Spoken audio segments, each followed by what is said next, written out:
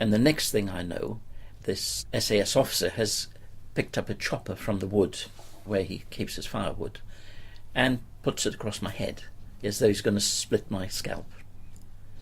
And he says, I can just split you in two. He then takes his commando knife and sticks it in my neck as though he said, I can just slit you. Now, this is all taking place and I've got to think very quickly. So, as I'm telling you now, it's expanding that situation, which was within a second, if less. Brian Branch is a vicar, and in his younger days a champion amateur boxer. Much of his life as a priest was spent in some of the toughest areas of England. The skills he learned in the boxing ring helped him face many difficult and dangerous situations. In this case, he was called out to the house of an ex-soldier who was being erratic and aggressive.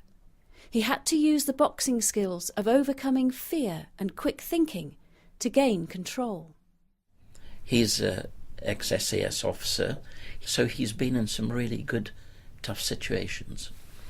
And I said to him, if we were in a war zone, I'd love to be in your trench, because I know you wouldn't let me down. I said, there's one thing you can't do. You don't mind dying, and you don't mind killing, but the one thing you can't do is put your hand in mine and say you love me. He just got down on his knees like a child, crying and sobbing. He said, I can't do that. And he couldn't do it because he'd been trained to be a killer. And as a killer, he'd never be able to stab or kill somebody who he's just said he's loved. Right, Chris, get that jack going.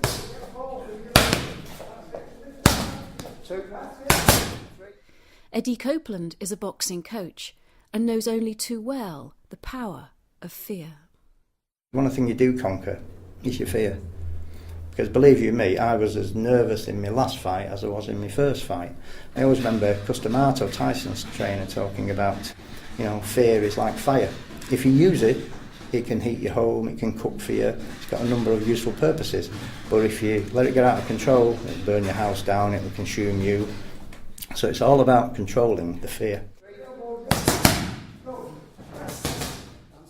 One of the things that I learned to do was I felt excited by fear, to be able to go into the dark areas of our life. Instead of being afraid of them, actually go into them.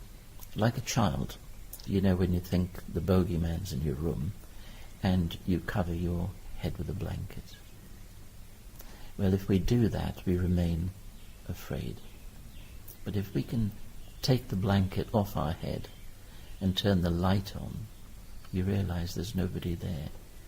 So most of us frighten ourselves, and we live in the darkness of our own fears, where Jesus says, I am the light of the world, and I come in to shine on the dark places.